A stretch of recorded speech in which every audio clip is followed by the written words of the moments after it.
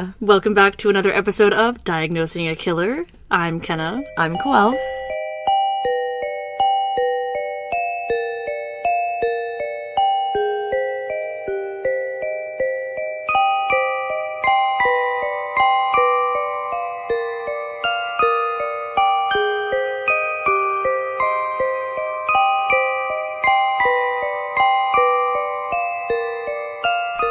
Oh my god. The whole week has just been madness. Yeah, it has. With these cases. It really has. And if you are a Patreon member, we definitely want to say thank you so much for supporting us monetarily. But also, you guys get 2 insanely long, insanely awesome episodes in the same day. Dahmer and Bundy. Well, I guess maybe this one will come out a little bit afterward. I would say maybe like 12 to 20 hours after the Patreon episode. But yeah, so you guys are going to get those both on the same day. This is going to be part 2 of Ted Bundy. Yeah. So just want to also mention our regular listeners. You guys are so awesome. And I know that you guys have been waiting for part 2 as well. So we're really excited to bring it to you. We love doing part 2s. Yeah. Yeah. Elliot Roger was a trip. Now we get Bundy part 2. Bundy. And we've done some in the past as well. So definitely listen to those and give us your feedback if you guys like part 2, like 2-parters, or if you want like one super long episode. We'll play around with some ideas. Meanwhile, you can check us out at diagnosingakiller.com. There you will have links to merch and resources and events, including the True Crime and Paranormal Festival, podcast festival here in Austin in August, late August, which will be our 2-year anniversary weekend. It will be, and I took Friday off work already, so I got it approved. I'm not going to have to work on Friday. Yes. So that's super, super exciting. Catch us on social medias at Diagnosing a Killer. Other than Twitter, it is at Killer Diagnosis. We have an Instagram. We have a Patreon. We have a... What else do we have? We have Twitter. Do you say Twitter already? Yeah, Sorry. Twitter. I just kind of zoned out there Instagram. for a second. We don't have a Facebook. We don't have a Facebook, but Facebook's like too public. I feel like a lot of people can access, because like you can't make an account. You have to make like a group like page. Ew. And then like people can post on it and stuff. So I'm like, I'd rather just control everything. So like that's not Totally. make a big deal. Totally. No, but thank you guys again, like seriously, for all your support. We have been getting a lot of really great reviews and feedback and all that good stuff. Heck yeah. And let's get into this fucking part 2, because it's been a fucking minute. Oh, I want to hear this content warning. Oh, God. Content warning. This episode contains depictions of brutal sexual assault, sometimes including minors, graphic necrophilia, and suicide. If this episode is not for you, we encourage you to check out another one of our episodes. Remember, your mental health is very important to us, and we love you. We love you. Bye. Bye. So, when we last left off, we were talking about the fact that Bundy had committed one of his many murders and had returned to the crime scene with things taped off and people kind of in the area, and was not able to be seen somehow. Yeah, and then he took like, what did he take, like keys or something? He took an earring and one of her shoes. And one of her shoes. Both of her earrings and one of her shoes. Okay. So, last thing I said was that homicide detective Robert Keppel, we'll hear his name a lot in this next episode, or this episode. He stated about this, quote, "It was a feat so brazen that it astonishes police even today." End quote. Blech. So again, that was talking about Ted's 7th victim, Georgianne Hawkins, who he would later admit to visiting her deceased body on 3 occasions. After Georgianne's disappearance, eyewitnesses would come forward and report seeing a man in an alley behind a nearby dorm on the night of her disappearance. This man was on crutches, wearing a leg cast, and was struggling to carry a briefcase.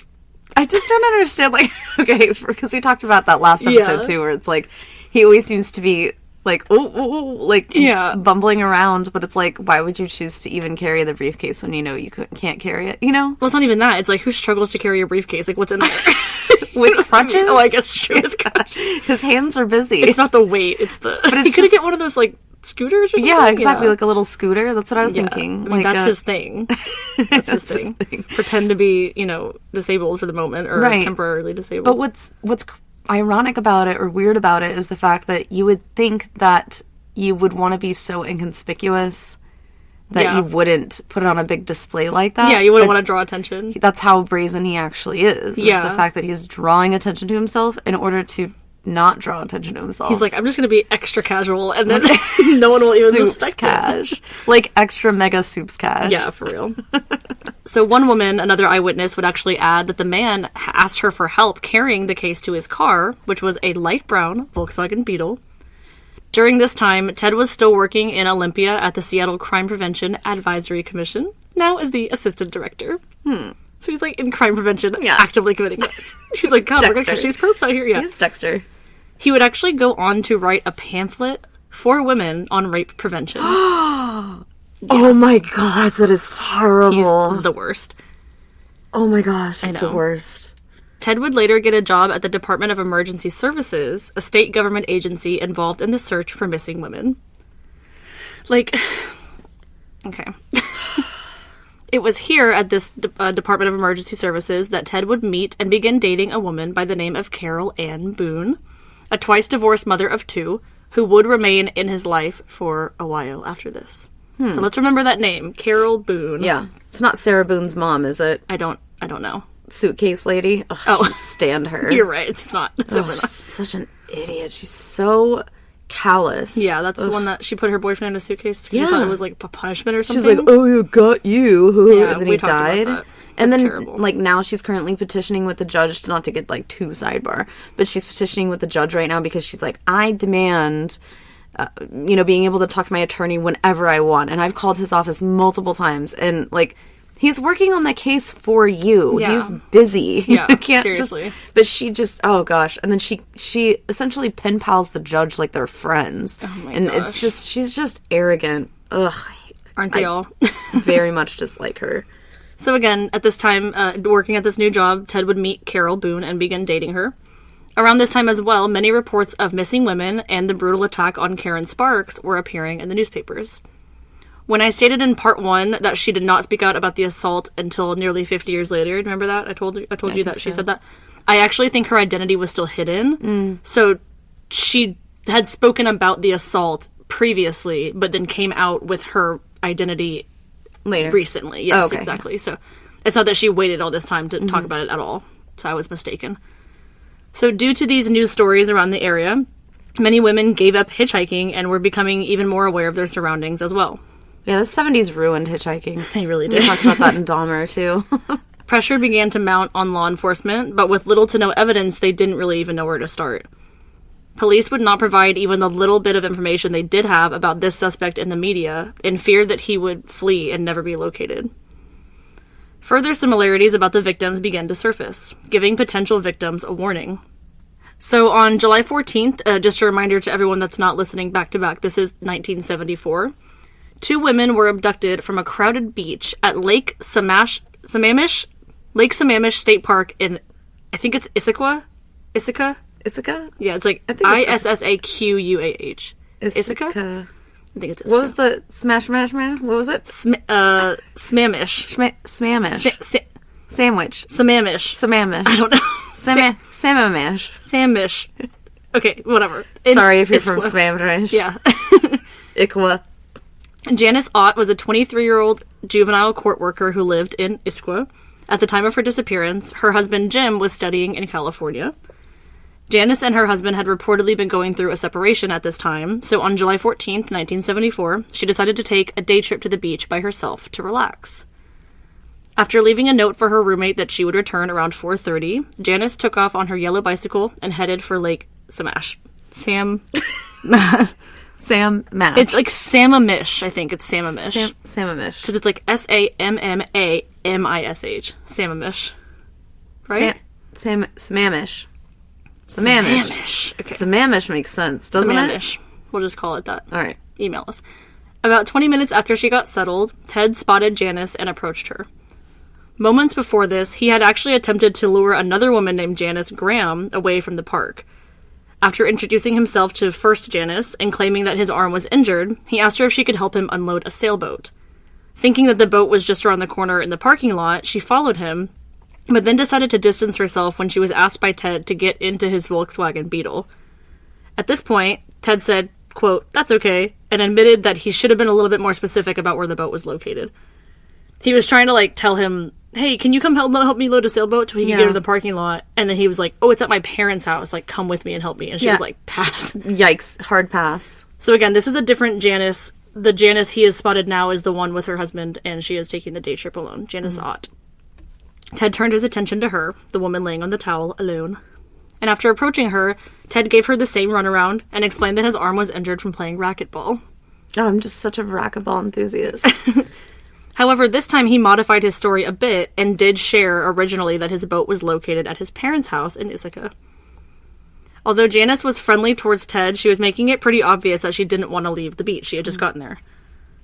According to onlookers, Ted was very insistent, and judging by witness accounts, a snippet of the conversation was actually able to be put together. Janice, sit down and we can talk about it. Ted, it's up at my parents' house in Ithaca. Janice, oh really? I live in Ithaca. Well, okay, I don't know how to sail though. Ted responds, it'll be easy for me to teach you. Janice, is there room for my bicycle in the car? Ted, yes, it'll fit in the trunk. End of conversation. At this point, Janice had gotten up and began to redress herself. She then stated, quote, okay, I'll go, under one condition, I get a ride in the sailboat, end quote. Ted responded, quote, of course, my car is over there in the parking lot, end quote. To which Janice replied, quote, I guess I'll get to meet your parents then. Oh, very fast. Yeah. This would be the last time that anybody saw Janice alive, unfortunately. Wow. It's, like, so scary. Like, people, like, overheard this conversation just thinking it was, like, just casual. Thinking it was, yeah. Yeah. On September 6th, 2 hunters would discover her skeletal remains scattered across a grassy patch of land in a wooded area near Ithaca. Denise Marie Nosland was a 19-year-old student who was studying software development during night school. During the day, she worked part-time as an office worker. And at the time of her death, Denise was dating a man by the name of Ken Little, who had arrived with her around 1 p.m., along with another couple, at Lake Sammamish on the day of her disappearance, July 14th. The couple that they were with was Bob Sargent and Nancy Batma, or Batima. I don't know how to pronounce words, I'm sorry. Shortly after 4 p.m., Ken and Bob fell asleep after having a big lunch, and Denise shared with Nancy that she was not feeling so great and she was going to use the restroom. So it was at this point that Denise left and walked towards the restrooms, but was never seen alive again. She just, was like, oh, I'll be right back, going to the bathroom. Yeah. That is terrifying. I know, it's so scary. Could you imagine, that whole time you're sitting there and you're like, gosh, she's been in the bathroom for a while. Should I go check on her? Should somebody go check on her? And then she's just not in there? Yeah, that's so scary. So, throughout eyewitness testimonies and stuff, and of course Ted's confessions later on, detectives were able to determine that at some point Denise was approached by Ted, who had returned to the same lake to look for another victim after taking Janice away. 8 weeks later, her skeletal remains were discovered alongside Janice's. That's Denise. Wow. The afternoon wore on July 14th, and Denise's boyfriend and friends hung around to wait for her to return. While all other cars were leaving the parking lot and Denise's remained, her boyfriend Ken began to worry and decided to report her missing to a park ranger. Can you imagine that? Everyone else is leaving and her car's still there. Just one by one. Despite the women going missing from college campuses over the last few months, the disappearances from the lake came as a shock to everyone. In this case, an unidentified man calling himself Ted had seemingly abducted 2 women from broad daylight from the same place in the same day. Okay. Why are you going to call yourself Ted? Wait. For real? Come on. It could be anybody, and he's just like, no, I'm Ted. No, I'm sorry. Ted. It's, so silly. It is, again, that's how bold he is. Yeah, exactly. Not only in the same day did these 2 women disappear, but within 3.5 hours of each other. Oh my god! He literally just kidnapped one, did whatever, came back, kidnapped another one. Ugh. Yeah. And this particular day was actually extremely busy, with nearly 40,000 guests waiting to soak up the sunshine. I mean, it's the middle of summer. Yeah. This gave way for many eyewitnesses. So 4 female witnesses described an attractive young man wearing a white tennis outfit with his left arm in a sling, speaking with a slight accent, perhaps Canadian or British, because he couldn't get it right either way. Hey, what's this all about, eh? Yeah. 3 of these women would refuse when he asked them for help, and the 4th was Janice Graham, the one that would flee after getting to the car. Mm-hmm. Of course, the witnesses that overheard the beach conversation between Janice and Ted would come forward. And Ted would later tell Stephen McCowd and William Hangmeyer that Janice was still alive when he returned with Denise, and that he forced one to watch as he murdered the other. But he would later deny this on the eve of his execution. So he just said it for shock factor, apparently. Huh. Okay. Just a reminder, just a reminder to everyone, Stephen McCowd is a biographer, and I think he's a doctor, and William Hangmeyer, I don't know exactly what he is, but he'll come back in the story later.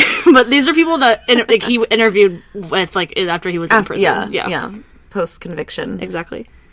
So, following these attacks, police were able to get a pretty decent composite sketch of the suspect and his car, and they would post flyers throughout the Seattle area. Yeah, he looked like Weird Al Yankovic or something. Yeah. These sketches were also posted in regional newspapers and broadcast on local TV stations. 4 people close to Ted, including Anne Rule, his old coworker, and also the writer. And Elizabeth Kulfer, his ex-girlfriend, recognized that the photo kind of looked a lot like him and decided to report it to police. And also, he called himself Ted. Yeah. This guy says his name's Ted. Do you know anybody named Ted that looks like this car? That drives this car? That kind of looks like Ted.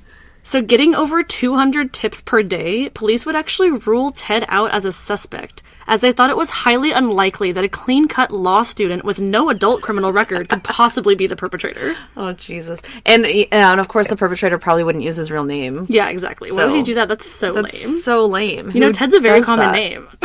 Theodore Bundy. Yeah, it's just silly, because, like, you hear those things in hindsight, and you're like, yeah, maybe if you, like, took those calls seriously, like, he wouldn't have murdered, like, 20 more people, right? You know? If you had just looked in his basement, seriously, this would all be over. Dahmer. If you just look behind that bedroom door. Seriously.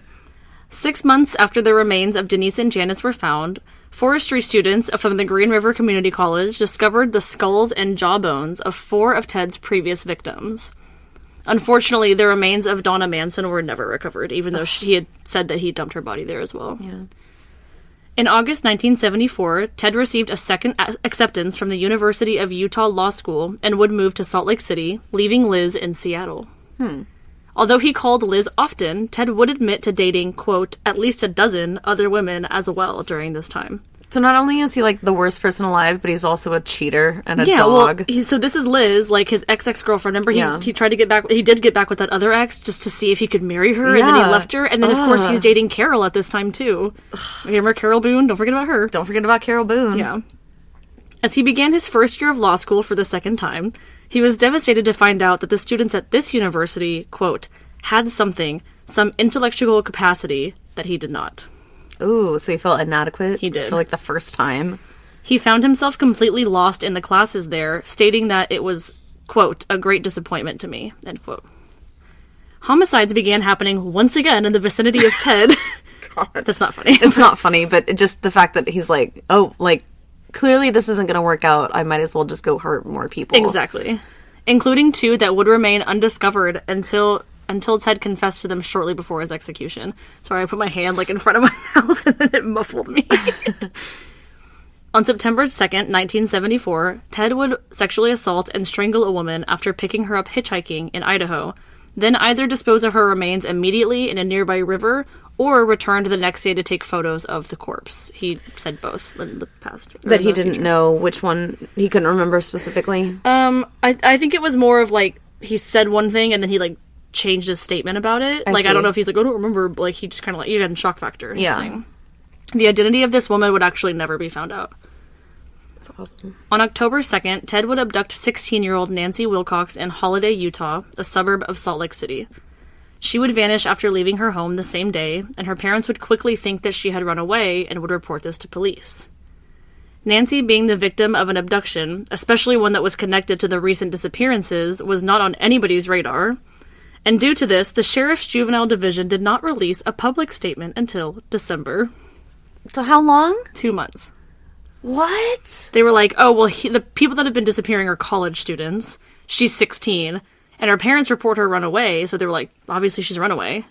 Oh my God, that's awful. Wasn't that Tony's mom, I think it was, right? Yeah. Anthony's mom, I think it was, in the Dahmer story. They waited 4 fucking weeks. Yeah. 4 weeks. Disgusting. Because they were like, oh, you know, he was in a homosexual relationship. And that's, you know, exactly. like, that's awful. Even when they did release a statement about Nancy's disappearance, they were sure to stress the fact that Nancy may have still been a runaway. They're like, just to let everyone know, she's probably a runaway. Let's just cover our asses and post about it. We're just going to do this anyways, just to be sure. And because it's what you guys want. But we're telling you right now, she's a runaway. Wow. It wasn't until other young girls started disappearing that Nancy was connected to this case at all. Unfortunately, Nancy's remains were never found, and her case remains open today. Still? Still. Ted did, however, confess to her murder shortly before his death. There's just no evidence to fully close the case because there's no body. Yeah. On October 18th, Melissa Ann Smith, the 17-year-old daughter of the police chief of Middale, disappeared after leaving a pizza parlor. God, the balls on this fucker. Her nude body would be found in a nearby mountainous area just 9 days after her disappearance.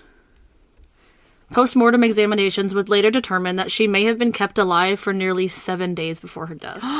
So this is, like, completely different than what he's been doing. Because it's usually very quick. Yes. On October 31st, Laura Ann Aim, also 17, disappeared 25 miles south of where Melissa did. Laura was last seen leaving a cafe just after midnight.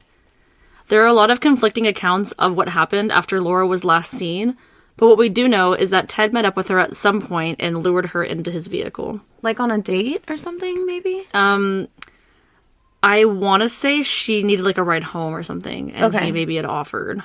But I might be mixing it up with a different person. Okay. But either way, you know, he's very casual and he's very convincing. Yeah. He's like, hey, oh my God, I love your skirt. Where did you get it? Yeah. And he's like, yeah. He's like Regina George. Yeah, he is. He's Regina George. So, unfortunately, Laura's nude body would be found by hikers 9 miles northeast on Thanksgiving Day. Which is so awful. Both Melissa and Laura had been sodomized, raped, and strangled with nylon stockings. Years later, Ted would describe his post-mortem rituals with both girls, including hair shampooing and application of makeup.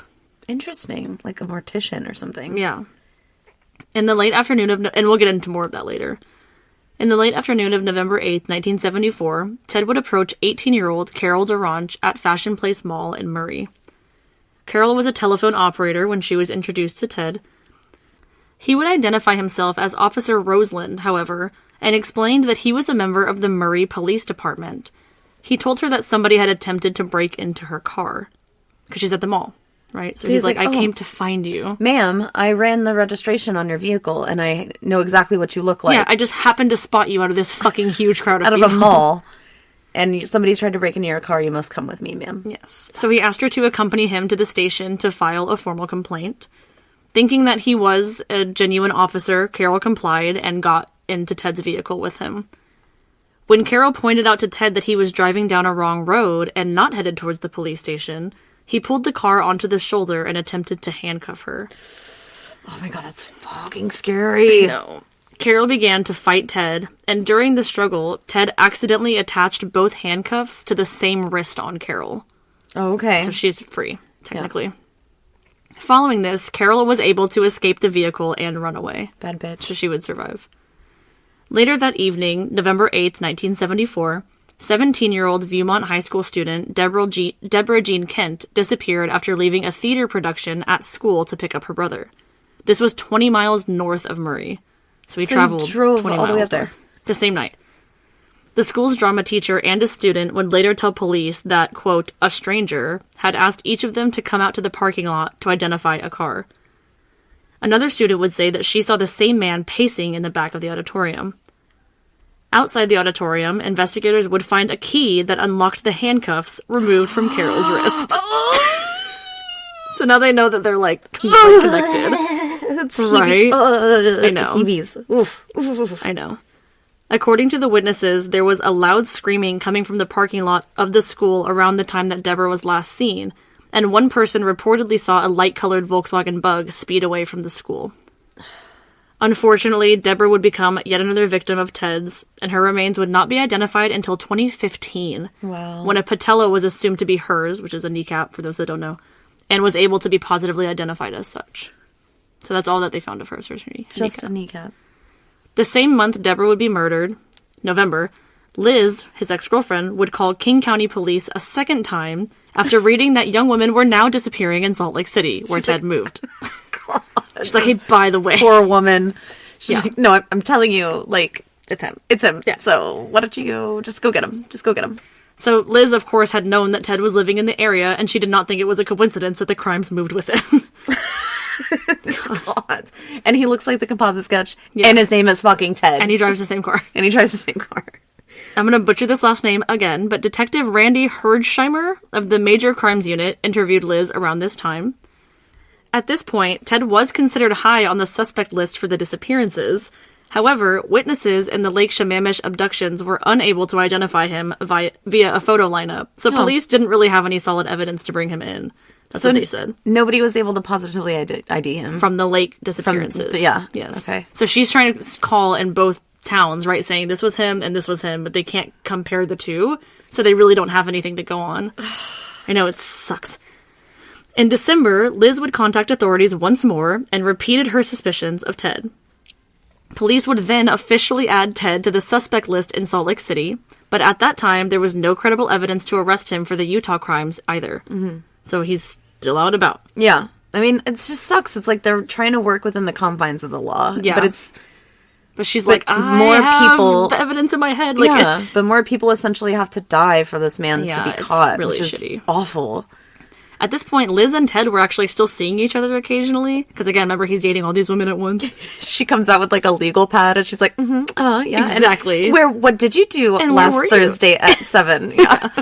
But of course, they weren't living in the same place. So they didn't see each other all the time. In January of 1975, Ted would return to Seattle after his final exams and would spend an entire week with Liz. While she still did have her suspicions, of course, she did not tell Ted that she had phoned police about him several times. I just how do you break it off? How do you have him spend the week at your house? Well, you're probably scared, right? You're thinking, if I break up with him, he's going to do something. Or you're to thinking, me. Maybe I'm just overreacting. Maybe that's not him. Maybe it's just a coincidence. Yeah. You know? I love him. After this visit, Ted would make plans to visit Liz again later that year in August. The same month, in January of 1975, Ted would find yet another victim. 23-year-old Karen Campbell was heading to her hotel room in Aspen, Colorado, when she disappeared. She had been walking down a well-lit hallway between the elevator and her room at the Wildwood Inn, making it clear that Ted was becoming very good at charming women and convincing them to leave their safe places. Just in the hallway. Karen was actually on vacation with her fiancé at the time of her abduction. No! And she was abducted literally feet from their hotel room door. That is heartbreaking. I have full body heaves. That's so scary. Ted would abduct Karen and ultimately murder her via blows to the head and deep wounds from a sharp weapon. You're so right. That's incredible that he can literally, charismatically gain someone's trust within seconds. Minutes. Yeah, maybe. Karen's nude body would be found nearly a month later next to a dirt road just outside the resort. What? Yeah. Nearly a month later, just outside the resort. It's like an oxymoron. A few months later, on March 15th, 26-year-old Julia Cunningham disappeared while walking from her apartment to a dinner date with a friend. Ted would later admit to authorities that he approached Julia while on crutches, asking her to help him carry his ski boots to his car. God, this guy. Yeah. Julia was actually an employee at the ski shop, so it wasn't unusual for members to ask for help. Heard, yeah. And I'm sure he fucking knew that. Yeah. Once at his car, Ted clubbed and handcuffed Julia before sexually assaulting her and unfortunately strangling her to death. This happened about 90 miles west of Vail, Colorado, just to put it in perspective, because he was in Aspen as well with the other one. Yeah. Oh, I see. With Karen, yeah. He also admitted that weeks after this murder, he would take it upon himself to make the nearly 6-hour drive from Salt Lake City to visit her deceased body. What? I mean, it's got to be giving him a complex that he's been able to get away with all of these murders, and it's seemingly easy to get these women to trust him with the occasional screw up. But the fact that he keeps revisiting their bodies or the dump sites and all that other stuff, that clearly he's I want to relive being able to get away with it. Exactly, and he talks about that later too. Go check them out whenever I want because I know nobody's gonna find them, and I know nobody's gonna link them to me. God, it's so gross. What a fucking narcissist. Oh yeah. 25-year-old Denise Lynn Oliverson disappeared near the Utah-Colorado border in Grand Junction on April 6, 1975. She was abducted while riding her bike to her parents' house. Her bike and sandals were later found near a railroad bridge. And that's essentially all we really know about that. On April 15, 1975, 18-year-old Melanie Cooley disappeared on her way home from high school. Her body would later be found, bludgeoned to death with a rock. Do you think that he switched up the ages because it changes the MO just a little bit? Yeah. I think so. So Ted had actually been suspected of her murder, but he would never confess, and her case is also still open today. On May 6th, Ted would kidnap 12-year-old Lynette Dawn Culver in Pocatello, Idaho, 160 miles north of Salt Lake City. He drove He's all the way out all there. over the place. He would bring this girl into his hotel room, where he would ultimately drown her in the tub and dispose of her body in a river north of Pocatello. 12. I know it's hard. 12. He would not specify which river this was, but investigators believe it may have been the Snake River, but she was never found. In mid-May, 3 of Ted's Washington State DES coworkers visited him in Salt Lake City and would stay a week with him in his apartment. 3 of his coworkers, yeah. Which is, I'm putting that in there mostly because, like, there's no way he has no evidence in his apartment. I see. 3 different people stayed with him for a week. A week. And he was still able to get away with this shit. Yeah. Like, it's just crazy. He would then spend a week with Liz in early June, and the two would even discuss plans to get married the following Christmas. Oh my god, this guy. Liz keeping her secret about her police visits the entire time. She was like, yeah, I'm gonna marry you. Liz was not the only one keeping secrets, however, as Ted did not disclose to her that he was dating 3 other women at the same time as well.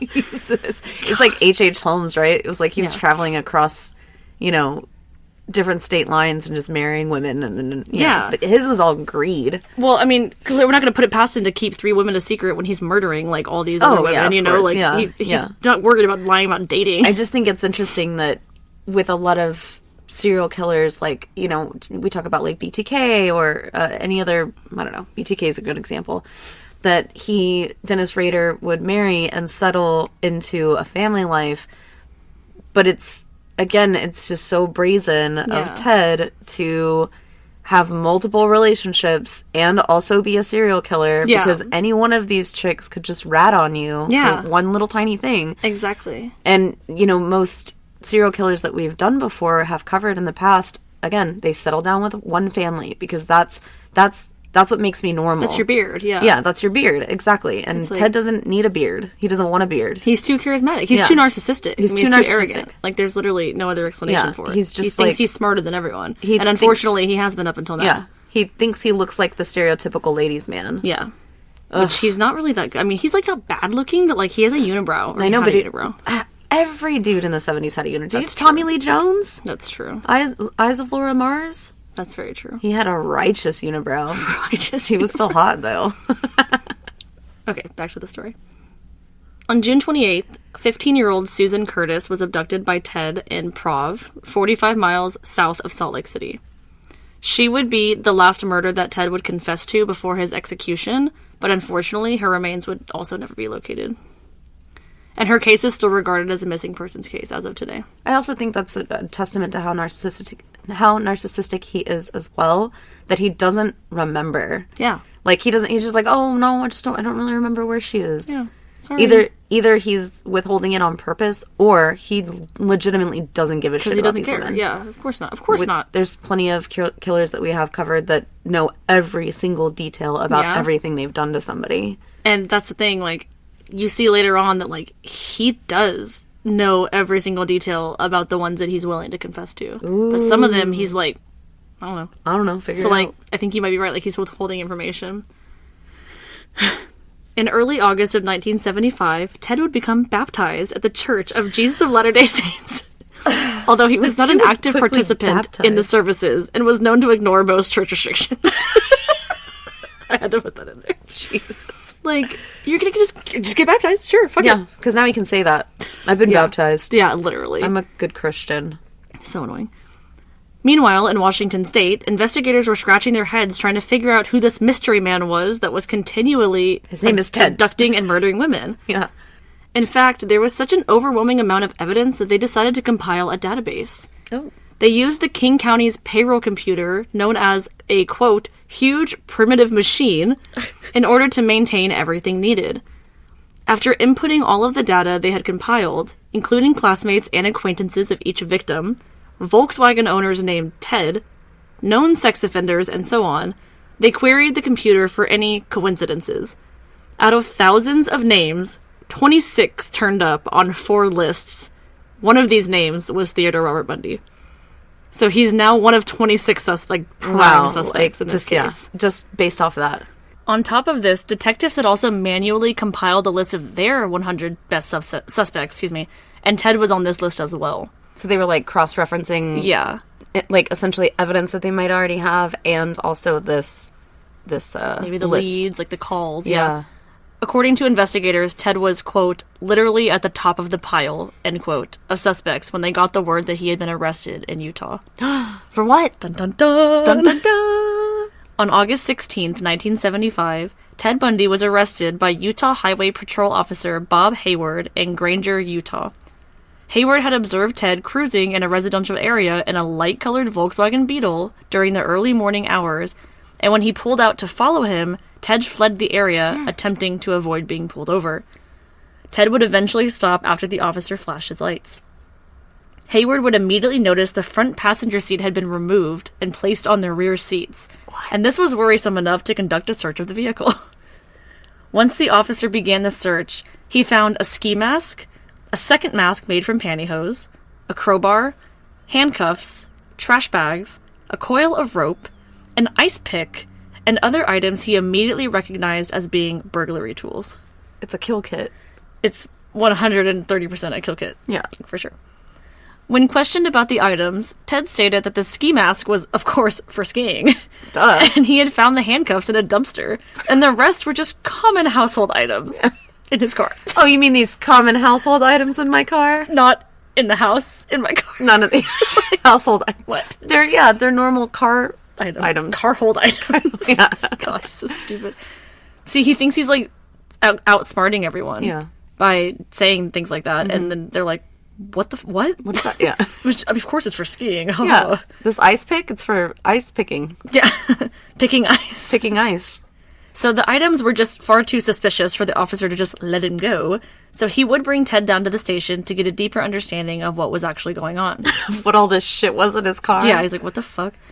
Upon hearing the news, Detective Jerry Thompson remembered a similar suspect and car description from the November 1974 kidnapping of Carol DeRanche, the survivor. Okay, yeah. He had also remembered Ted Bundy's name from one phone call that Liz made a month after that kidnapping.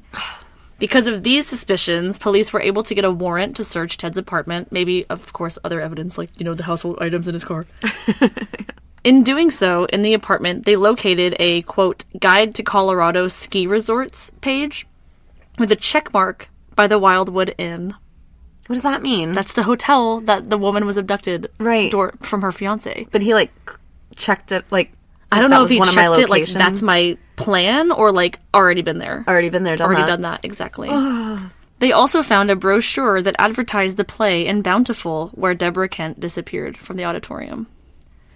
That's creepy. Although all of these things were extremely suspicious, they were still mostly circumstantial, and police did not have any substantial evidence to detain Ted. Right. Because of this, they were forced to release him later that day. I know. But that's all they got in the apartment? Ted would later admit that during the search of his apartment, detectives had clearly overlooked a hidden collection of Polaroid photographs of each one of his victims. Some fucking search you did there. Oh, God. Yeah, way to be thorough. They're worse than the Dahmer because there's, officers. photos of all of the missing women in my apartment. It's ridiculous. So Ted was so freaked out about this run-in with the law that he immediately burned all of the photos when he came back to his apartment. Oh, damn. Okay, so the only reason they know that it exists is because he said something about it. Okay. Although they did not have enough evidence to arrest him, Salt Lake City police did put Ted on a 24-hour surveillance watch following this. Mm-hmm. Detective Thompson also flew to Seattle with 2 other detectives to interview Liz further on her relationship with Ted. She informed them that in the years prior to Ted's move to Utah, she had discovered objects that she, quote, couldn't understand in her house and in Ted's apartment. Like what? Among these items, surgical gloves, a sack full of women's clothing, crutches, and a meat cleaver that was never used for cooking. It's his prized meat cleaver. Yeah, it's just in my car. Yeah. I have gloves. Surgical gloves? I have. I have surgical gloves too for my piercings, but that's not that suspicious. Yeah. But a sack full of women's clothing that them aren't to dye hers, my hair. Yeah. A sack of women's clothing is weird. And a meat Although I cleaver that's dated never a guy been used. who had high heels in his closet. Maybe it wasn't. Hopefully it wasn't Ted. Was it Ted? Teddy.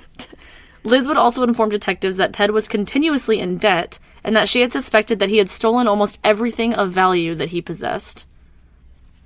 She explained that one time he came home with a new TV and a new stereo, and she decided to confront him about where he got them from. Yeah. She said his response to her was, quote, If you tell anyone, I'll break your fucking neck. End quote. Yeah. You gotta run, girl. No, for real. You gotta run. That's so scary. But, like, that explains, like, probably why she wanted... Like, she was like, I can't break up with this fucking guy. Yeah. He will kill me. That's so scary. Ugh. She also relayed that Ted would become, quote, very upset whenever she considered cutting her hair off, which was worn long, dark, and in a middle part. Long, dark, and in a middle part? That's, like, all of his victims. So she was like, she could never cut her hair. Because he wanted her to look like his victims. That's so creepy. And so obviously that's in hindsight. Her? Like, he's doing it for her, or that's why he's attracted to her? I think that's why he's attracted to her. Could you imagine that? Could you end up being in a relationship like that, where the significant other is like, you better never cut your hair. Well, then imagine finding out, you know, the similarity in all of his victims, seeing, oh my god, all those girls look like me. Like, when is he going to kill me? That's so fucking creepy. Do you think that he didn't kill her because she had kids? Because I feel like none of his other victims had children. Oh. No, I thought at least one did. Or maybe she did, I'm sorry. The not Denise on the beach, but, was it Denise on the beach? No? Otto. Her last name was Otto. Jane Otts? Jane Otts, yeah. Didn't she have kids? I don't think so. She was married. I know that her and her they were husband going were through a just divorce. going through a separation. I don't think she had a kid, though. No. I'm going to sound silly if she did, but... Yeah. Either way, that was just... I mean, he has so many victims, it's kind of hard to... Right. You know... Oh, obviously, I have them all written down. That is interesting, yeah. I don't know. But again, I do feel like it's a Beard situation. Oh, for sure. I wonder if she was financially well off. I'm sure she was. And that's why broke. he was... Yeah. So again, during this interview as well, Liz would continue by telling detectives that she would sometimes be woken up in the middle of the night by Ted to find him under their sheets with a flashlight, seemingly examining, like, her body. Yeah. Like, she'd be asleep and be like, what the hell? Like, what the fuck is that light? What the fuck is that light? And he's just rummaging around underneath the sheets?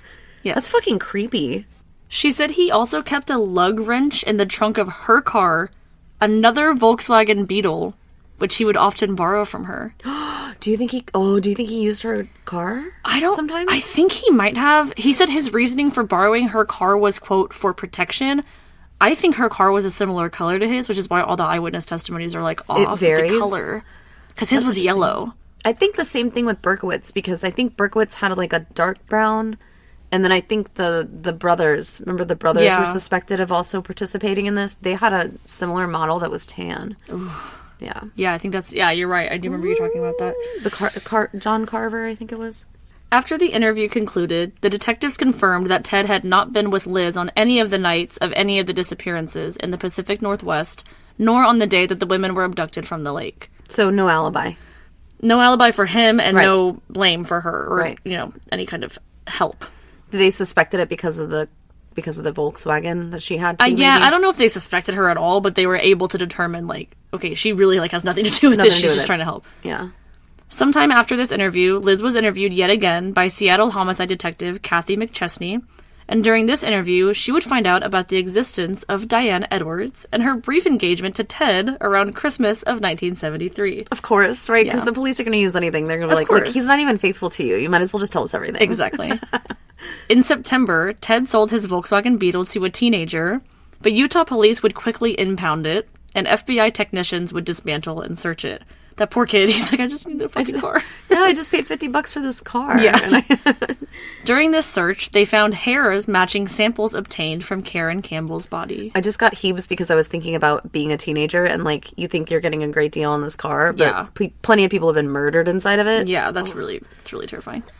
They would also later identify hair strands, quote, microscopically indistinguishable from those of Melissa Smith and Carol DeRanche in the same car. So it's like, okay, this is clearly like one in a billion. Him. Yeah.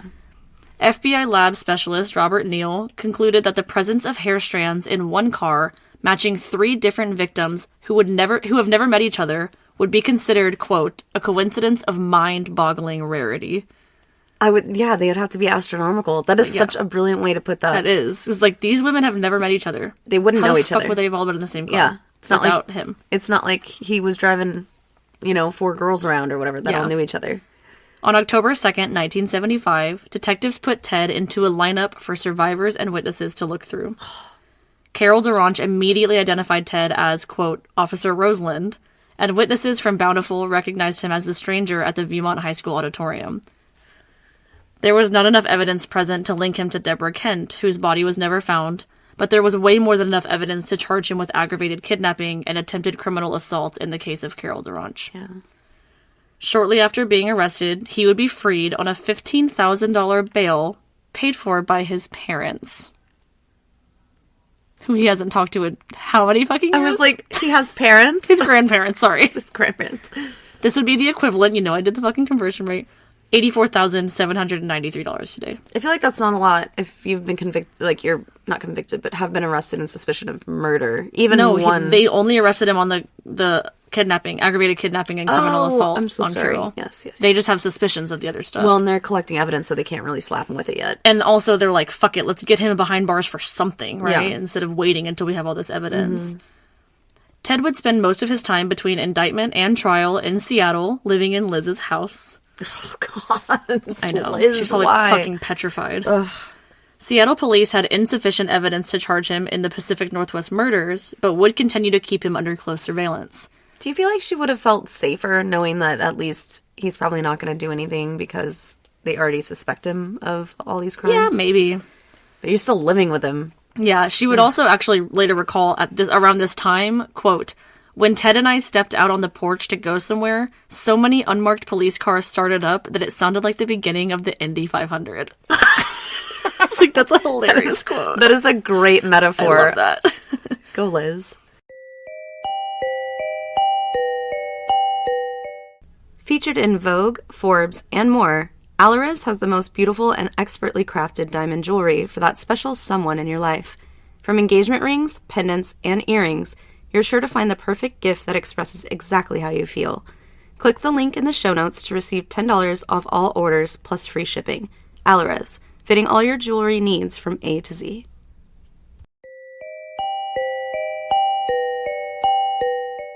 In November, the three main men investigating Ted, so that's Jerry Thompson from Utah, Robert Keppel from Washington, and Michael Fisher from Colorado, all three of them met in Aspen, Colorado, to exchange notes. Here, they would exchange information with each other, as well as 30 detectives and prosecutors from 5 different states. So many. How do you fit everybody in a room? Right. It's like a whole task force. While most officials left the meeting convinced that Ted was the murderer they've been looking for this whole time, they also agreed that more hard evidence would absolutely be needed before he could be charged with any of the murders. Mm-hmm. In February of 1976, Ted stood trial for the Carol Durant kidnapping. His attorney, John O'Connell, advised Ted to waive his right to a jury due to the negative publicity surrounding the case. Ted would agree, and after a 4-day bench trial and a weekend of deliberation, Judge Stuart Hansen Jr. would find Ted Bundy guilty of kidnapping and assault. He would be sentenced to 1 to 15 years in June of 1976 in the Utah State Prison. 4 months into his sentence, Ted was found hiding in the bushes in the prison yard carrying a, quote, escape kit, which included road maps, airline schedules, and a social security card. This guy loves to have kits. Seriously. Due to this attempted escape, Ted would spend several weeks in solitary confinement. Hiding behind a bush. That's so funny. With his little escape kit. It's like alligator eyes. Like yeah, I think of that George Clooney gif where he's like behind the bushes. Yeah. Later that month, Colorado authorities had finally come up with enough evidence to charge Ted with the murder of Karen Campbell. After a period of resistance at the new charge, Ted would waive extradition proceedings and was transferred to Aspen in January of 1977 to face charges. On June 7th of 1977, Ted was transported 40 miles from the Garfield County Jail in Glenwood Springs to Pitkin County Courthouse in Aspen for a preliminary hearing. This time, he had elected to serve as his own attorney, because, he's been to law school. He's so smart.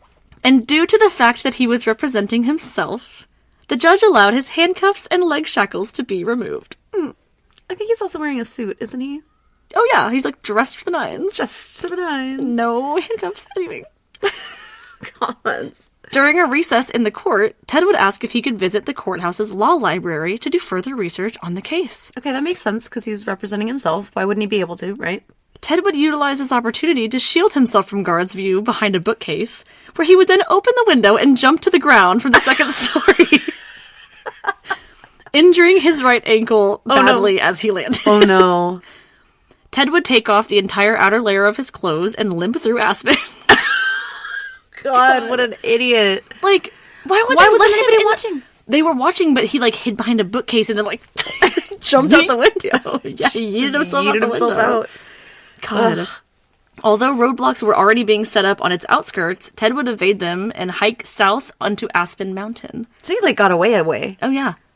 Nearing the summit, he would break into a hunting cabin and steal food, clothing, and a rifle. Great. Is it Ted Kaczynski's cabin? Who knows? So, again, he has a fucking rifle. The next day, he would leave the cabin and continue south towards the town of Crested Butte, but would actually become lost in the forest along the way. Yeah, which is he's hilarious. A lawyer. He's not a survivalist. Yeah. So for 2 days, he would wander around aimlessly on the mountain, actually passing by 2 different trails that would have led him to his intended destination. Just didn't know to follow them. Ugh. Where's that map he had? Yeah, I thought right? he had a map. On June 10th, Ted broke into a camping trailer on Maroon Lake, about 10 miles south of Aspen, and would steal food and a ski parka. This is only 3 days after. He made it like 10 miles. I can't even... I don't know why I didn't know this about Ted Bundy. I mean, I feel like I knew that he had escaped through a window of some kind, but I didn't realize that he was gone for like 3 days. No, he was gone for more. What? Yeah. So after stealing this food and parka, instead of continuing south, he would actually walk back north again towards Aspen, still being able to elude roadblocks and search parties along the way. They probably think like he's in Puerto Rico. Chameleon. Yeah, they probably think he's in Puerto Rico or Canada by now. Seriously. Yeah. 3 days later, Ted would steal a car on the property of the Aspen Golf Course and drive back into Aspen, cold, sleep-deprived, and in constant pain from his broken ankle. It was like broken? I think it was like a really bad sprain. Yeah. Like he didn't break it, but it was like really painful. Damn. Ted would be so disoriented, in fact, that it would cause him to swerve the vehicle extremely noticeably in the city and catch the attention of local police. No! It's so good. Oh my gosh. This is like a movie. Yeah, it's like a movie. Ted would be pulled over after being a fugitive for only 6 days. Found in this vehicle were maps of the mountain area around Aspen. Hilarious because he got lost. The prosecutors were actually currently using that map to demonstrate the location of Karen's body. So that's creepy. they kind of think he was like going to like find it. Unfortunately, because Ted was acting as his own attorney, he did have rights of discovery, so he was allowed to have these in his possession, so he couldn't really get in trouble. Although authorities figured that the fact that he had these maps with him meant that his escape was planned and not just like an option of opportunity. Yeah. Ted would return to jail in Glenwood Springs, but he would ignore the advice of friends and legal advisors to stay put and remain calm. In fact, they indicated kind of that the case against him was like pretty weak, so if he had just like shut the fuck up and like waited, he might have been able to get a really low sentence or even be acquitted. It would have been all circumstantial. Because they were trying to say like significant bits of evidence were ruled as like inadmissible. Mm-hmm.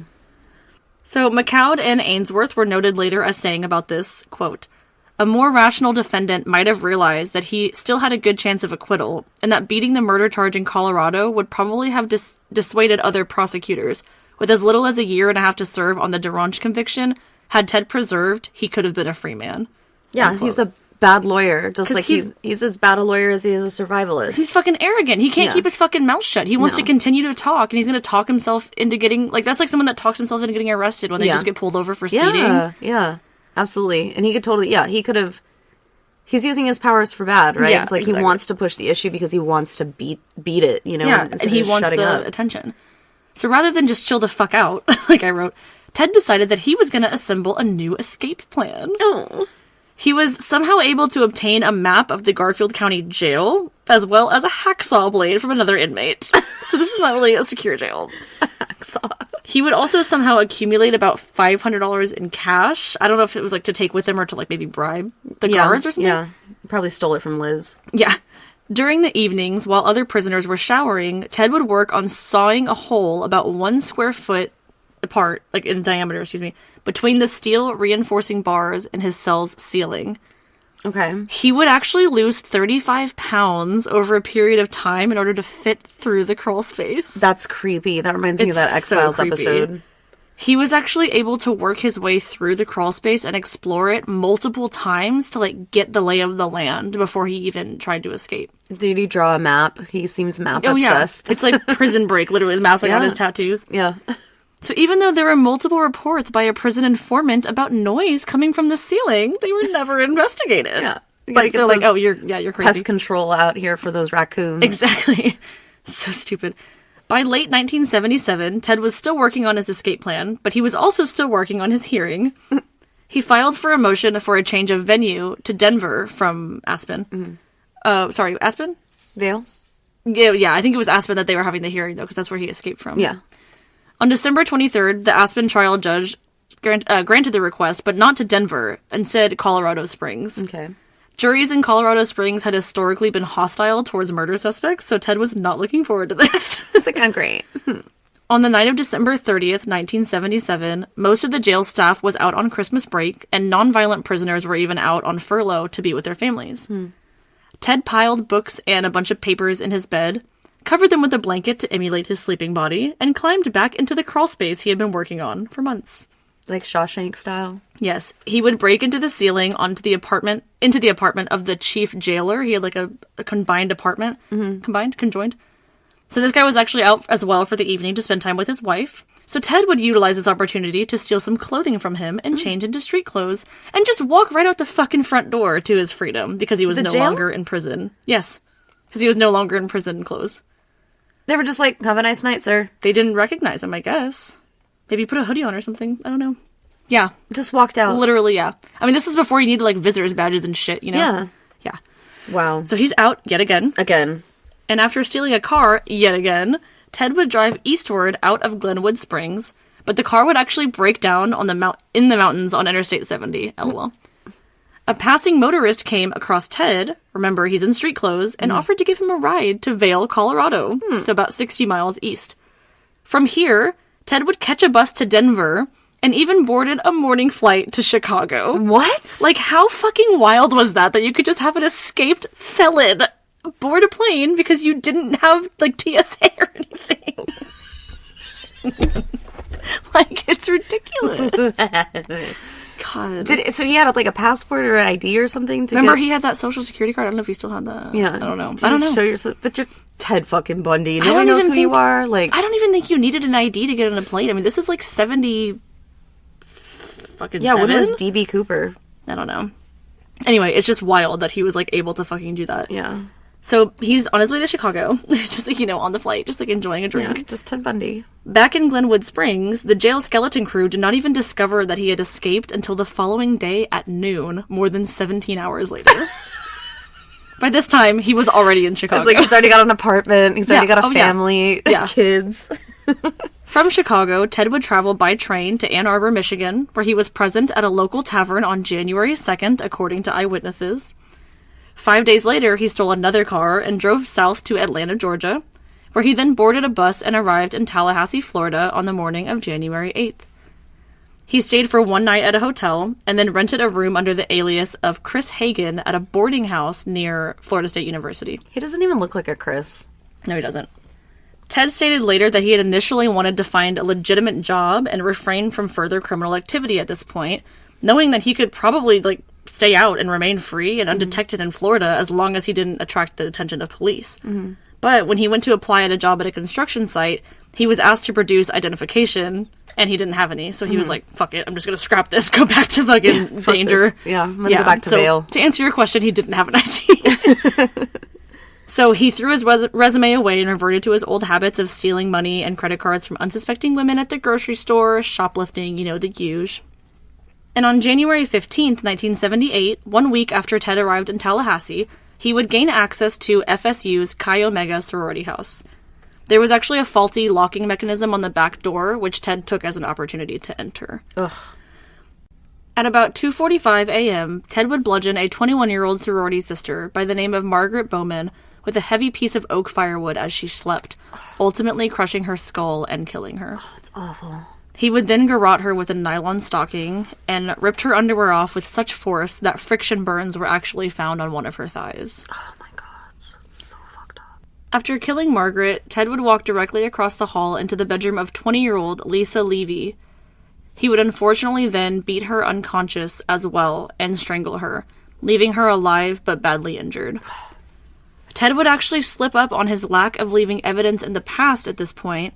He would actually bite her on her left butt cheek and actually as well on her nipple. So there was like a distinct mark. Yeah. That could match his teeth, essentially. Yeah. I wanted to do odontology. That was like one of the things I wanted to do. So it's like matching dental records and bite marks. Yeah, I was going to say that's really funny because I actually talk about odontology in a minute after the court proceedings and stuff. I figured it was going there. Yes. So, unfortunately, after this, Ted would then brutally sexually assault Lisa's body, rupturing her internal organs in the process as well. He would then move on and go to 20-year-old Kathy Kleiner's room, who actually was in an adjoining bedroom with Lisa. He would brutally attack Kathy as well, breaking her jaw and deeply lacerating her shoulder in the process.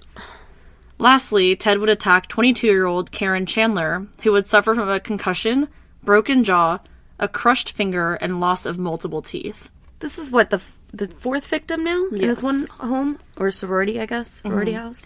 Kathy and Karen would both ultimately survive their attacks, the last two women, and they would attribute their survival to the fact that there were actually headlights from a car outside that were kind of illuminating their bedroom.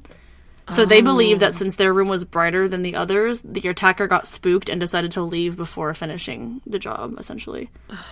They weren't wrong, as shortly after these attacks, Ted would flee the scene, but not before being spotted by another sorority sister by the name of Nita Neary. Go, Nita. She saw him as he was leaving. Yeah. Tallahassee law enforcement would later determine that these 4 attacks took place in a total of less than 15 minutes, and within earshot of more than 30 witnesses who heard absolutely nothing.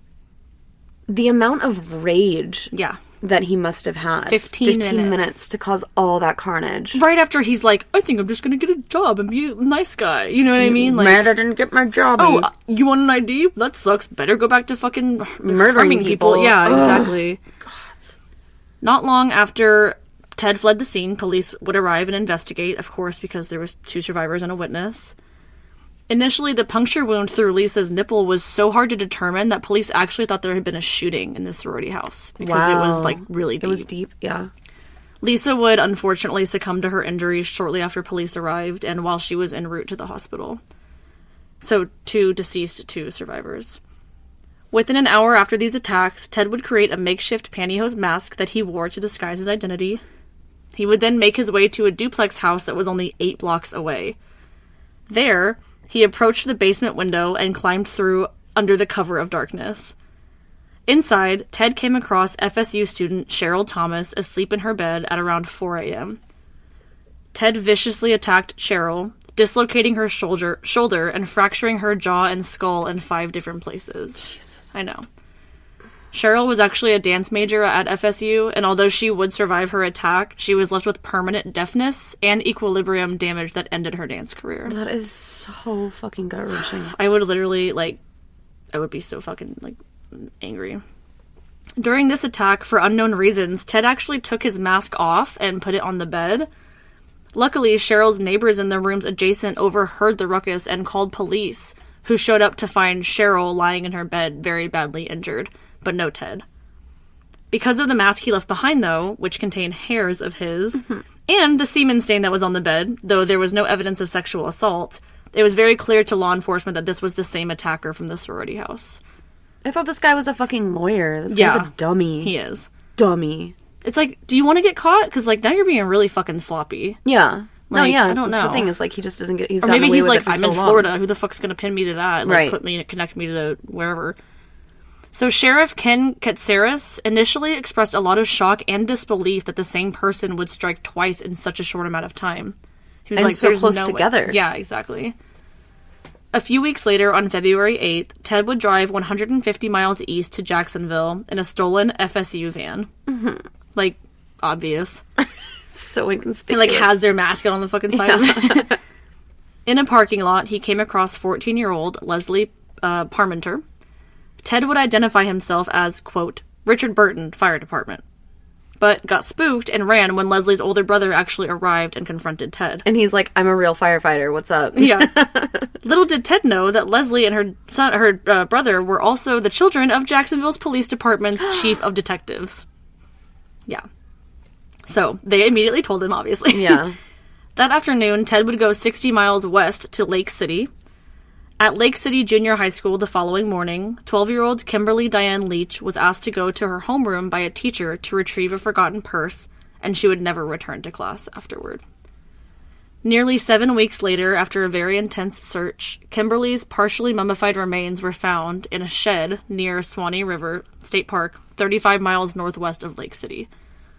Unfortunately, forensic experts were able to conclude that Kimberly had been sexually assaulted before having her throat cut fatally. That is also his youngest victim at 12. He had another 12-year-old. Yeah, I'm sorry, one of his youngest victims. On February 12th, 1978, Ted was struggling to pay his overdue rent payment and was also growing very suspicious that the police were closing in on him. Due to the suspicions and fears, Ted would steal yet another car and leave Tallahassee for good, driving westward across the Florida Panhandle. Again, so this is almost a month after he's escaped. Actually, more than a month and a half. I wonder if they think he's just still in that area, because they already found him once in that same area. Yeah, I'm sure. 3 days later, on February 15th, 1978, Ted was stopped by Pensacola police officer David Lee at around 1 a.m. Do you remember when Hillary told us that Ted was arrested in Pensacola? Yeah. It's so funny because I was literally just thinking that, but I was like, did I imagine that or Hillary said that? Yeah. So again, stopped by Officer David Lee. David actually only stopped the vehicle because of a wants and warrants check. They showed him that the Volkswagen Beetle was actually stolen because he had obviously just stolen the car. Yeah. And it's a Volkswagen Beetle, which is so funny. It's his favorite. I bet he just looks like a cool hippie guy. Yeah, you know? right. But like also clean cut. But like, those very were also successful. like, super common back then too, so. Yeah, you might as well just be like rolling around in a Brorolla or something. Yeah, exactly. Just Corolla, the most common fucking car. So David would approach Ted, and after some short discussion with him, informed him that he was under arrest because, again, the car came back stolen. Stolen, yeah. Ted would respond by kicking David's legs out from under him and took off running in the opposite direction. Yeah, it's like, that's embarrassing. That's embarrassing. And like, have you ever like gotten your legs swept out under you from when you like that? It's scary. Like, somebody dead legs balance. you. Especially if you've been drinking, you just crumble to the floor. David would fire 2 warning shots at Ted and then begin to chase him, and eventually caught up to and tackled Ted to the ground. David and Ted were struggling over David's gun, but thankfully David was able to subdue and arrest Ted. After searching the stolen vehicle, police discovered 3 sets of IDs belonging to female FSU students, 21 stolen credit cards, and a stolen TV set. They weren't the sorority girl ones, though, were they? The IDs? Yeah, I think so. The students? Not the sorority girls, though. Not the ones that he... I didn't say, that he honestly. attacked. I mean, I assume it might be. But either way, it's fucking creepy. Yeah. It's like clearly getting into people's bedrooms and shit. Taking their shit. Or it might have been someone, he said he was pickpocketing wallets and stuff in the grocery store. Yeah. It might have been that. Also found in the car were a pair of plaid slacks and dark-rimmed, non-prescription glasses, later identified as the disguise worn by Richard Burton Fire Department in Jacksonville. Plaid slacks? Yeah. I have plaid slacks. Don't judge. Yeah, what color are they? They're like red, gray and pink. That's kind of cute. They are cute. They're like legging slacks. 70s though. Like if you're wearing plaid slacks, you're probably going like golfing or something. Yeah, that's me. Yeah, that's me. Nah, that ain't me. That ain't me. As David transported Ted to jail, he was completely unaware that he had just arrested one of the FBI's 10 most wanted fugitives. Ted was noted as saying to David during this car ride, quote, "I wish you had killed me." Yeah. Who was that we did a case on that and somebody's like, just kill me. You should have just killed me. You should have just killed me. I don't know. Being arrested in Florida, Ted would stand trial in Miami for the Chi Omega homicides and assaults in June of 1979. The trial was actually covered by nearly 250 reporters from 5 different continents, and this was the first to be televised nationally in the United States. I believe it. Despite having about 5 court-appointed attorneys, Ted once again insisted that he handle his own defense. No, I got this. I don't know anything about DNA, but I got this. Got it.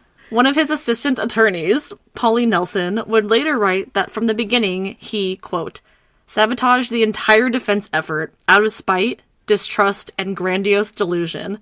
Ted was facing murder charges with a possible death sentence, and all that mattered to him apparently was that he be in charge.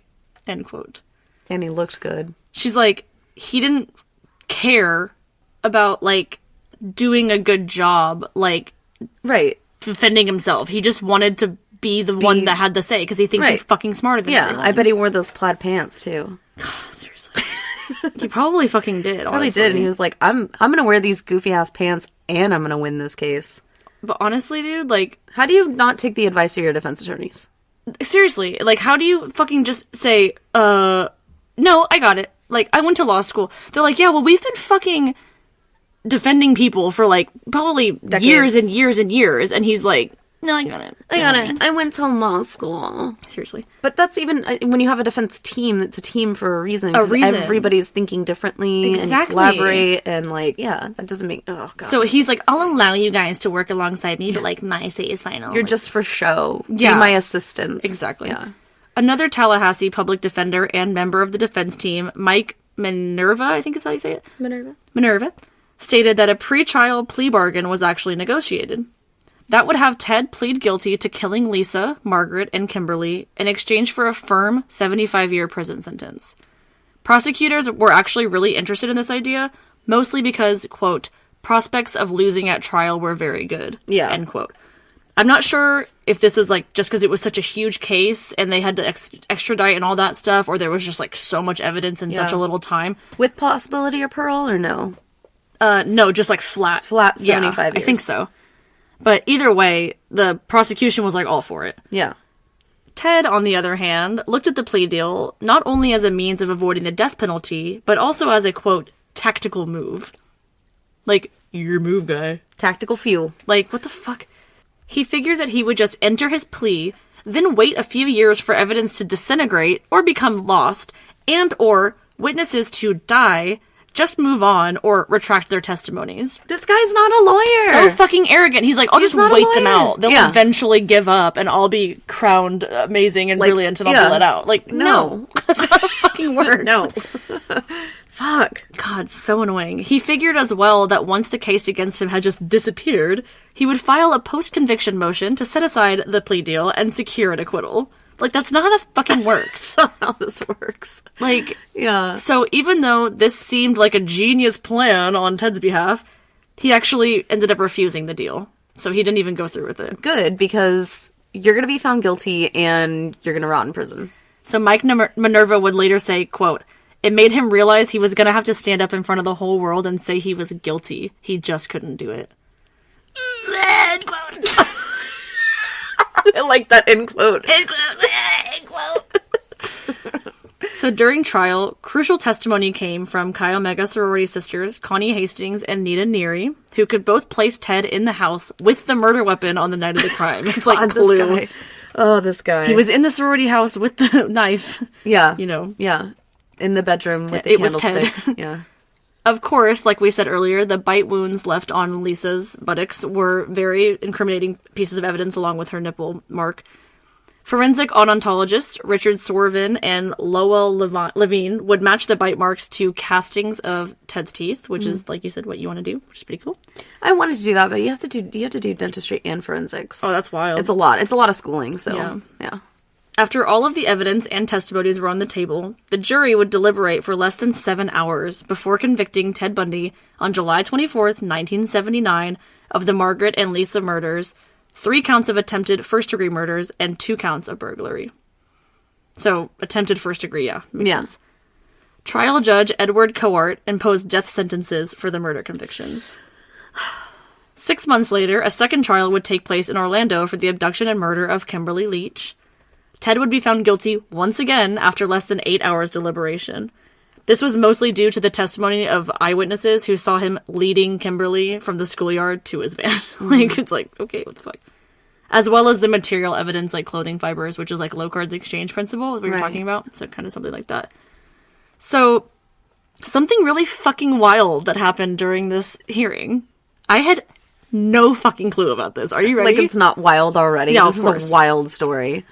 So Ted would actually take advantage of an obscure Florida law at the time of the trial that stated that providing a marriage declaration in court in the presence of a judge would constitute a legal marriage.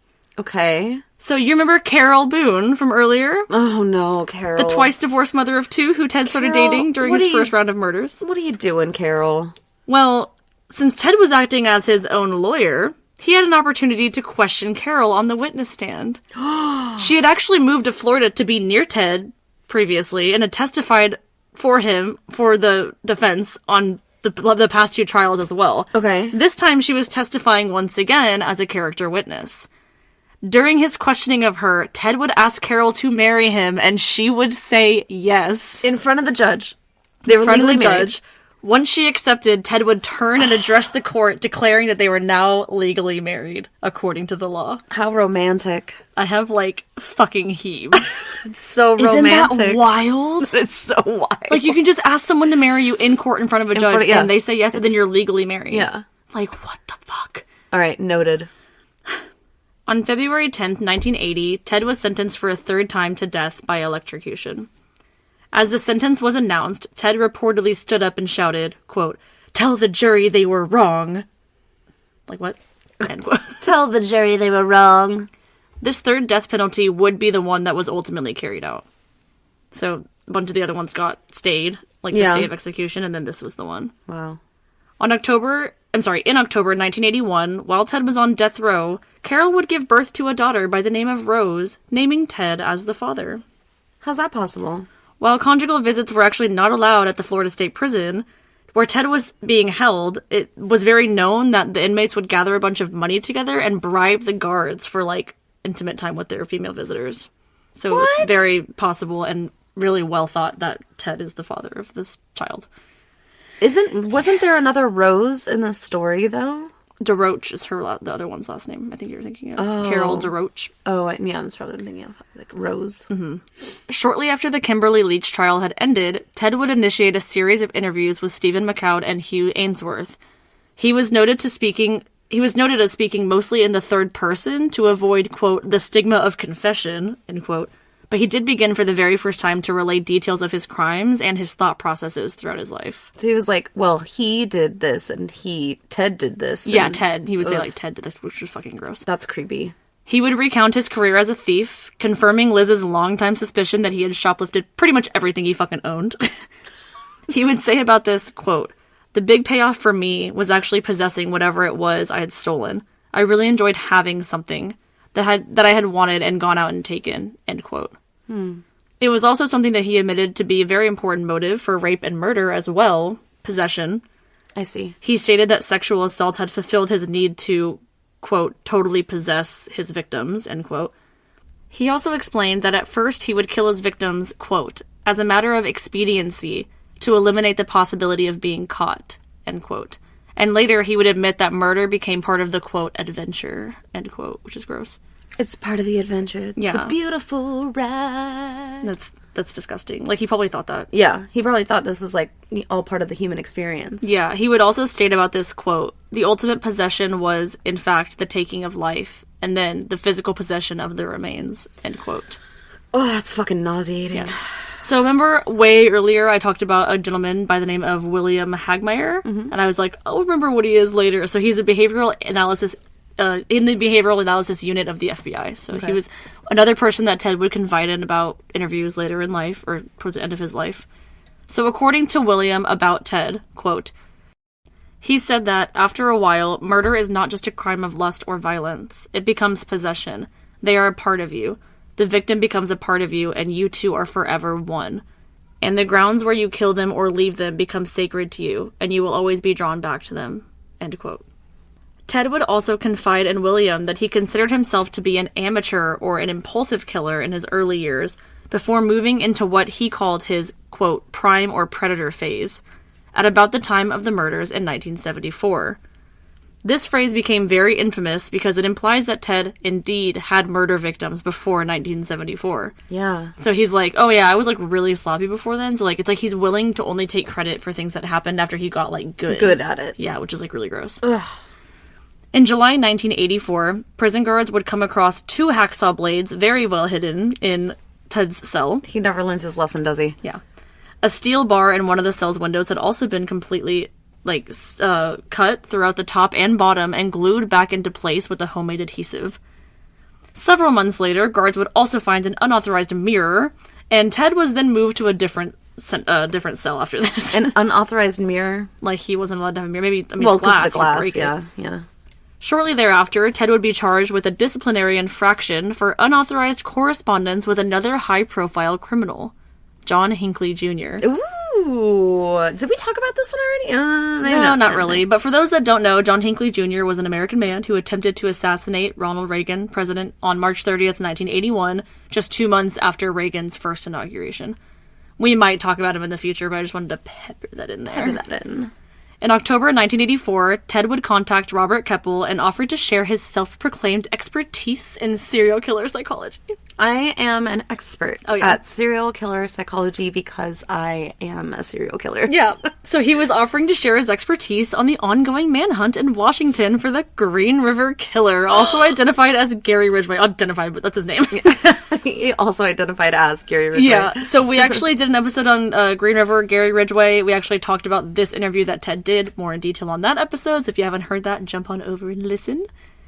So Robert Keppel and the Green River Task Force Detective Dave Reichart, interviewed Ted together, like I said in the last episode, but Gary Ridgway would remain at large for a further 17 years after this interview. So clearly Ted wasn't that much of a fucking expert. Well, he's not a smarty. He's not. Yeah. He's not the most brightly colored crayon. Yeah.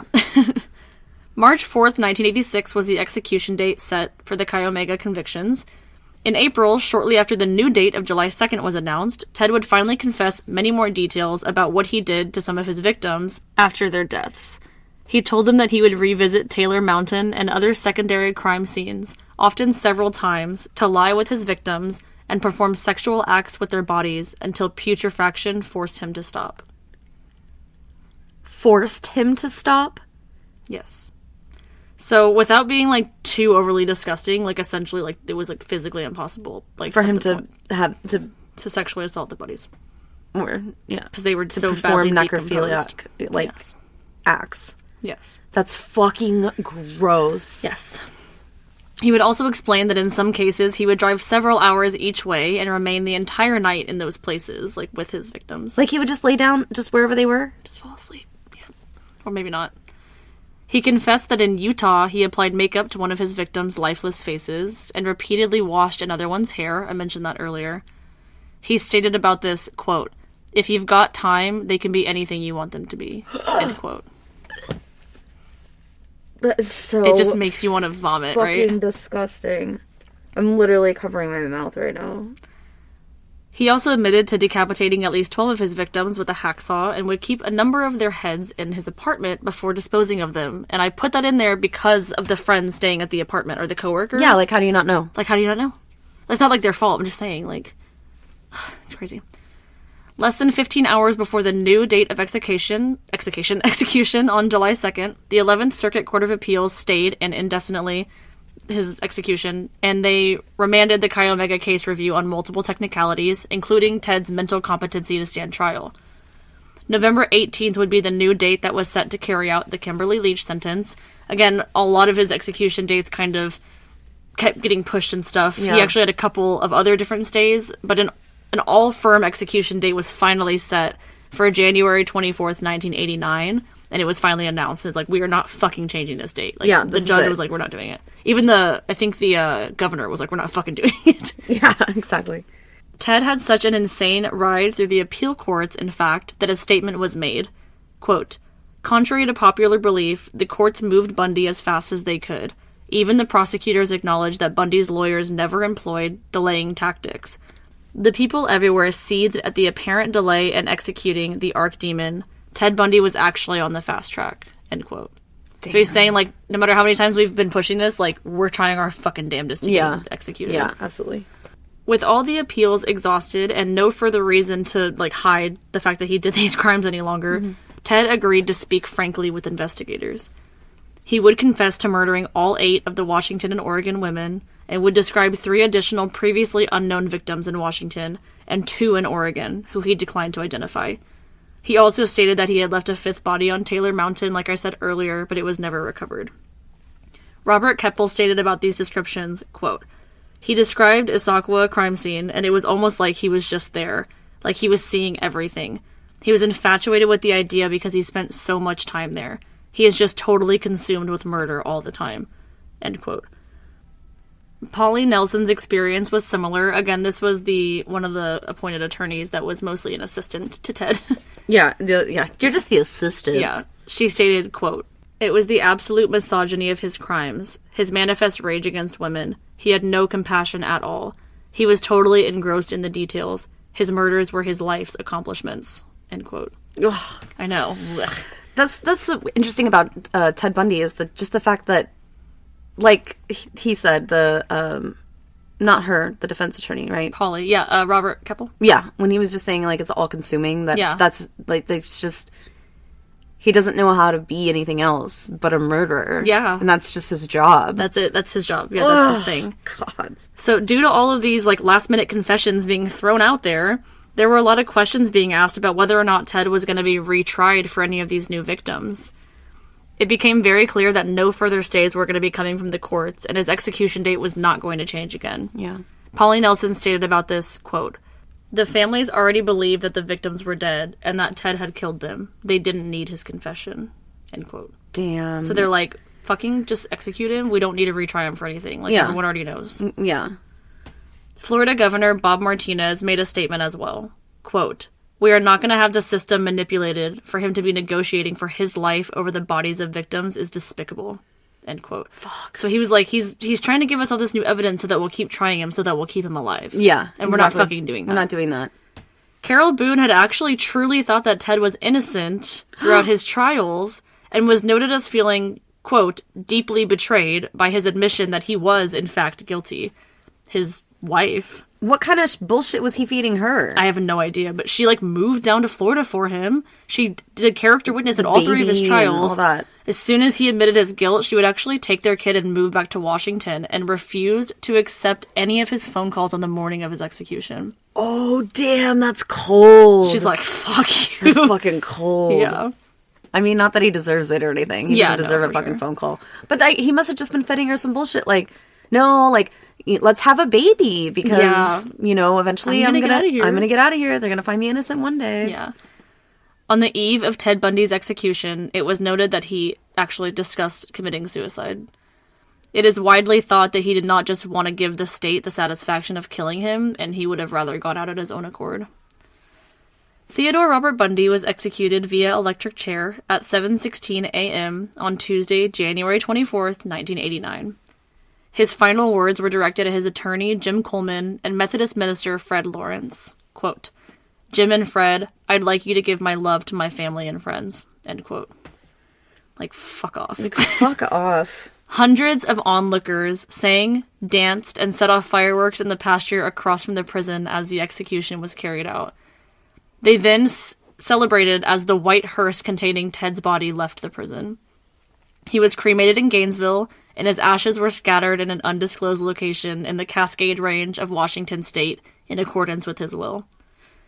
So we can definitely go into, like, every single thing that Bundy was diagnosed with, but in reality, he's such an anomaly that there's really not one disorder that he fell under. Yeah. I will just say that the majority of evidence points away from bipolar disorder and mostly, and other psychosis, and towards antisocial and narcissistic personality disorder. Yeah. Dahmer had a pretty lengthy diagnosis as well. Obviously, he was a necrophiliac, paraphilic, things like that. The list goes on. A lot of people think that he was a true psychopath or sociopath.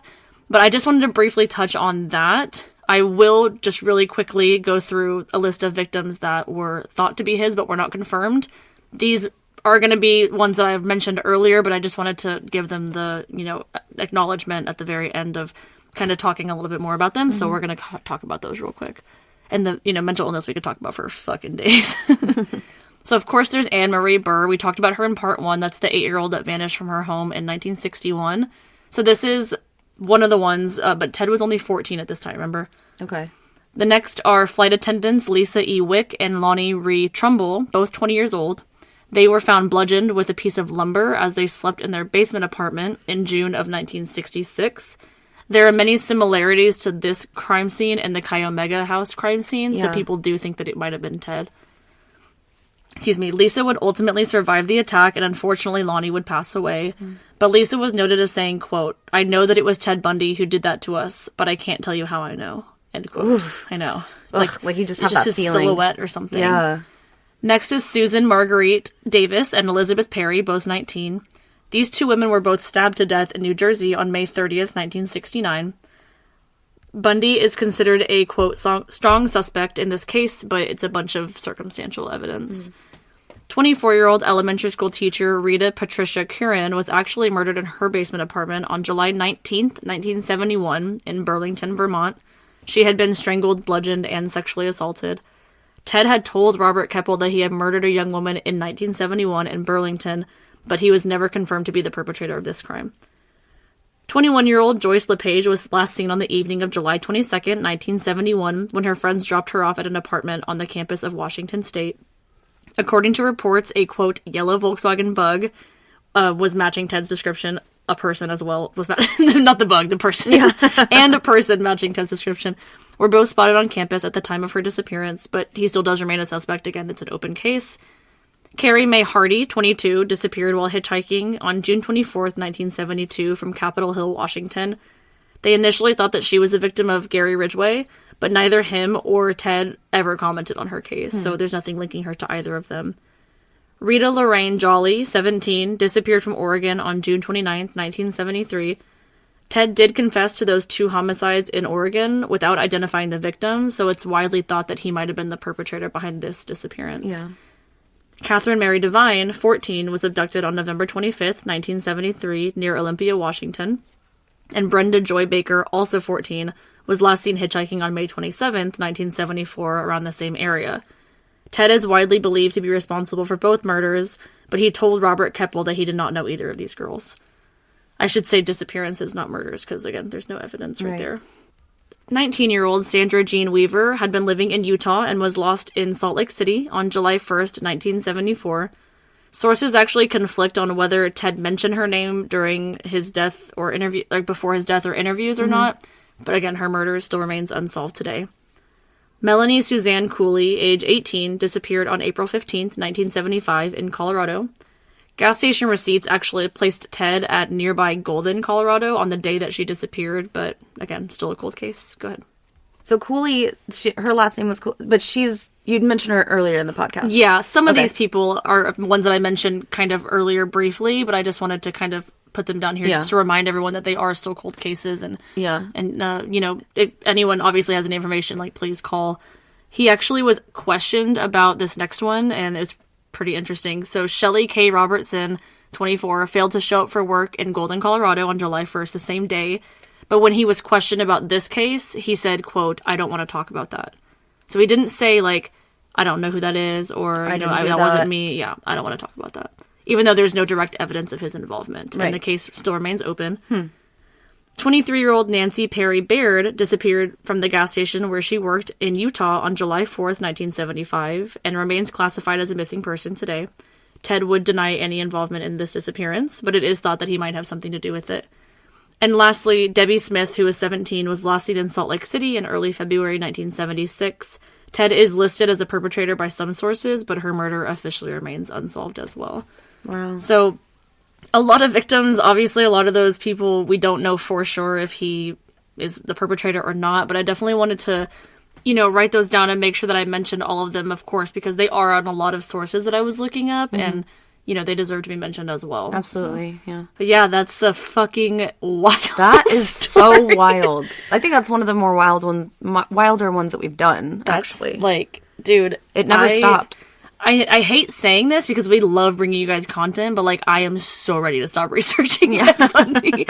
It was a lot. I mean, that took me, like, probably 3 weeks to research. I told you before we recorded that I had Dahmer nightmares last night. Not nightmares, but, like, he had Evan Peters' head as Dahmer, but he was built like Arnold Schwarzenegger. Oh, my God. And he was standing in that apartment, like, in the Netflix show, in front of the door. Like, you almost couldn't see the door frame. He was so big.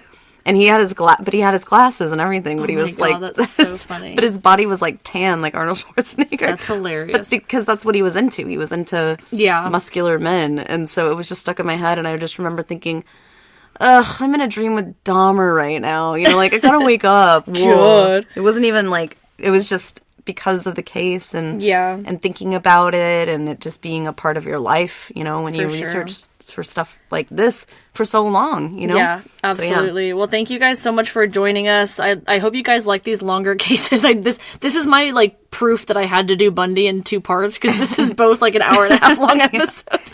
So thank you guys for joining us. If you made it this far, we especially love you. Yeah, thanks so much, guys. Yeah, come check us out come see us at the Paranormal Podcast Festival. Check out our social media is what I meant to say. And keep sending us messages and requests, guys. We're getting a lot that are really great. We're writing a lot down. Coel actually already decided what you're going to do for August's bonus episode. Oh my gosh, it's and gonna be am still debating on mine. I have something in mind for this month's 29th, but I don't know yet. Yeah. But we'll definitely release that like we always do for the bonus. We tell you guys like a week in advance who we're doing. Yeah, we do a little So, teaser. Yeah, but anyway. Lady's always the one that, lady, you're scaring us. They're always the one that knows exactly what we're talking about. Yeah, exactly. time.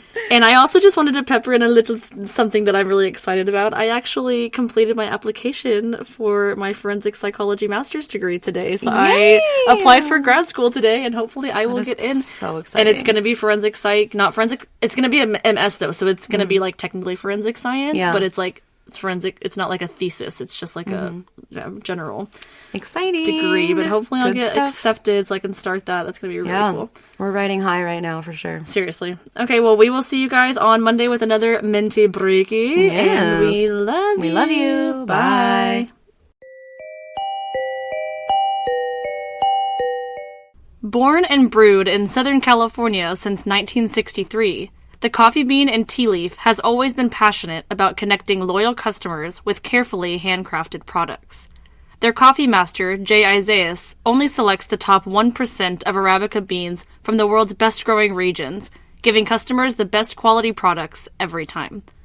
Whether you're looking for a dark roast to liven up your day or a soothing tea to relax into the night, the Coffee Bean and Tea Leaf has it all. Click the link in our show notes today to save 15% off your first purchase and get sipping.